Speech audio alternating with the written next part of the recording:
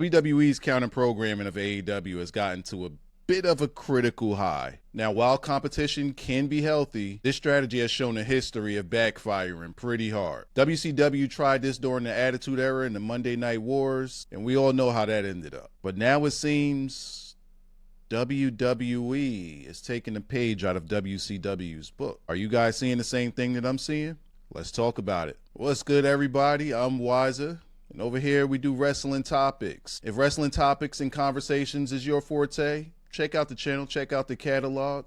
And if you like what you see, subscribe to the channel. Check out a little more. And for my returning viewers, you know what to do. We got to run my likes up. So on the start of this, I kind of want to freestyle this. I kind of just want to give my thoughts as to what's happening with WWE and this counter programming that they have going on. But in order to talk about this, we do have to talk about what's happened in the past. We've seen counter programming work before. Counter programming worked very well when it came to Vince shutting down the territories and Vince letting, I believe, Time Warner, or he's letting some cable company know, the pay-per-view people, he let them know, hey, we're going to be running WrestleMania. If you run anything against us, it's curtains for you.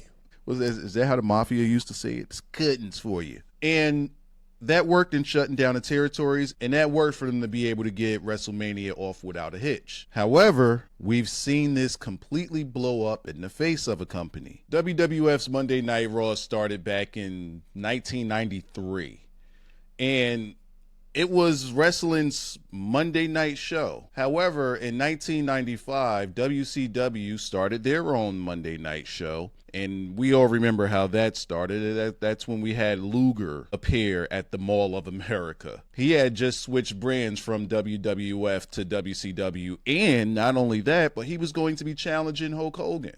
So that right there was a direct shot to WWF. And then the war was on. Now, the war didn't start all that big. It just, the shows coexisted. They coexisted on the same day. They coexisted at the same times. And then they didn't start ramping it up until the whole NWO thing when Scott Hall and Kevin Nash came over. So, okay, at first, WCW, they were just, taking a bunch of WWF's old timers. But see, now they started taking some of the guys that WWF was using as their cornerstones. They gave them the money. They came on over to WCW, and it started to hurt WWF. That began the counter programming. Then you got WCW Thunder. They started doing Saturday shows. Whenever WWF had a show, WCW wanted to have a show. The war was on. However, this didn't become a problem for WCW because they were so hot until they made the fatal mistake of getting too big for their britches. They didn't want to acknowledge that WWF was starting to cook. They didn't want to acknowledge that what WWF had going on was starting to become popular. See, WWF had gone through a lull period where everything was gimmicks and characters and things like that nobody liked. However, Stone Cold Steve Austin started getting hot. The Rock started getting hot. Mankind, hot. Everybody is now getting hot. And WCW wasn't really paying close attention to what was getting hot. They just thought that their brand was so hot that WWF could do nothing about it because WWF was so low. Doesn't it sound familiar?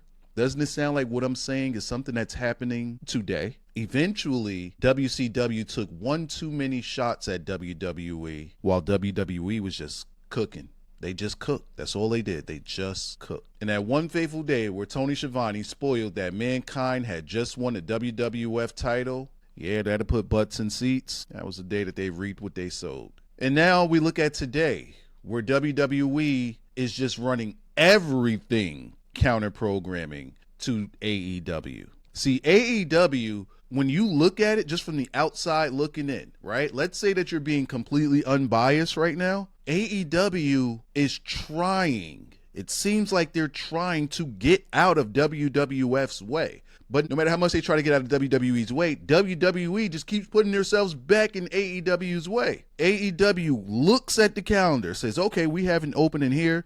Let's put our program there. WWE, what do? Hey. They put a date. Put 3 shows on it. 3 shows that day. Hey, it ain't that much time. Put 3 shows on that day.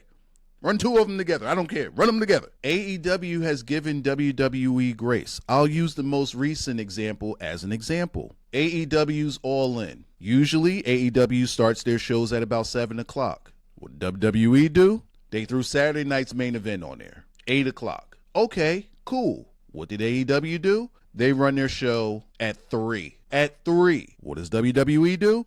Throw NXT in there. Hey, yo. Bro, this was our date. We had this date. Here y'all come with Saturday night's main event that ain't nobody watching. Okay, cool. We'll give you grace. We'll move our show to earlier in the day, which we never do. I mean, and then some people say, hey, why is it? They probably did that because, they run All In over in the UK. So the UK audience is probably used to that time. So maybe that's why they put it in that time slot. We don't know. However, what I will say is I honestly do believe that AEW is showing grace. They moved their show earlier. What WWE do? Threw another show in that time slot too. Bro, what are y'all doing? Why? See, because now it went from, okay, let's have friendly competition with AEW and NXT. Run those 2 shows, same day, same time.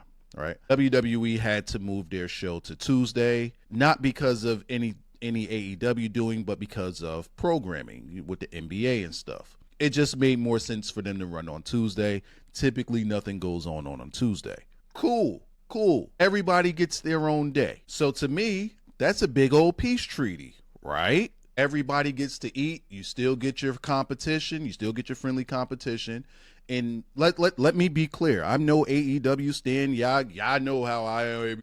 Hey, I just started getting into AEW. I gave AEW a shot in the beginning, gave it a full year, then I just stopped watching. I said, I'm out of here on that. Now, over the past month, I started getting back into it, and it gives me the diversion and the simplicity of wrestling that I like. It gives me the difference of what WWE isn't giving me, and I'm warming up to it, right? That's not to say that I'm some fan of AEW. Hell, I'm not even really a fan of WWE. I just like talking wrestling. However, we have to acknowledge the bully tactics that WWE has going on here. I wouldn't typically care if we didn't already see this. See, this isn't about Icarus flying too high to the sun. This isn't about that. You see that your company is not doing so well when it comes to the popularity of the fans. Numbers are going down. Ticket sales are going down. Popularity is going down. Your shows are trash by and large. And what has AEW been doing all this time? Just quietly been getting better and better and better. Now, don't get me wrong. I don't like the shots that AEW takes because when they do their promos and everything, they always seem to find a way to take subliminal shots at WWE. I don't like it. WWE doesn't do that. However, WWE's ways of taking shots is to do the counter programming. The problem is your product isn't hot while the other product is getting hot. And this is where WCW failed. They didn't notice that WWF was getting hot. And they fired off too many shots. And now, WWE doesn't notice that AEW's getting hot. And they're firing off too many shots. Can history repeat itself? You tell me.